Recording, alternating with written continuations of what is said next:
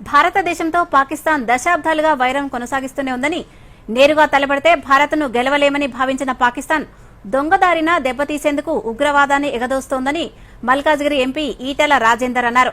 మోదీ నాయకత్వంలో ప్రపంచంలో అతి వేగంగా ఎదుగుతున్న భారతదేశాన్ని ఇబ్బందులు పెట్టాలని పాకిస్తాన్ ప్రయత్నిస్తోందని ఆరోపించారు. ఆపరేషన్ సింధూర్లో పాల్గొన్న సైనికులకు సంఘీభావంగా మల్కాజ్గిరిలో నిర్వహించిన తిరంగా యాత్రలో ఎంపీ ఈటెలతో పాటు పలువురు నేతలు పాల్గొన్నారు. భారత జోలికి వస్తే ఎలా బుద్ధి చెబుతామో మన సైనికులు ఆపరేషన్ సింధూర్ ద్వారా పాకిస్తాన్కి రుచి చూపించారని ఈటెల తెలిపారు.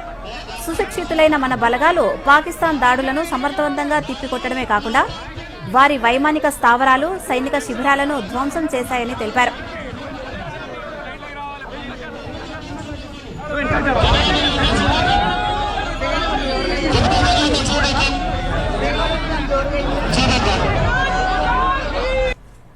భారత జాతి ఆత్మగౌరవాన్ని, భారత జాతి భద్రతని ఇవాళ డిస్టర్బ్ చేయాలన్నటువంటి దుర్మార్గమైన ఆలోచనతో పాకిస్తాన్ ఆదేశాల మేరకి మహిళల మీద దాడి చేసినటువంటి దుర్మార్గులని అంతమొందించడమే ధ్యేయంగా ఆపరేషన్ సింధూర్ పేరిట బుద్ధి చెప్పే రకంగా ఆపరేషన్ సింధూర్ చేపట్టినటువంటి కార్యక్రమము ఈరోజు ప్రతి కుటుంబం గర్వపడే విధంగా ఉన్నందుకు ఇక్కడ దేశ ప్రధానమంత్రి గారికి కూడా జోహార్లు అర్పిస్తున్నాము. ర్యాలీ సందర్భం విజయోత్సవ ర్యాలీ. ఇది మన దేశం గర్వపడే క్షణాలు ఇవి. ఎప్పుడో 1971లో చేసి 2 విధాలుగా మనం పాకిస్తాన్ను 2 ముక్కలు చేసుకున్నది.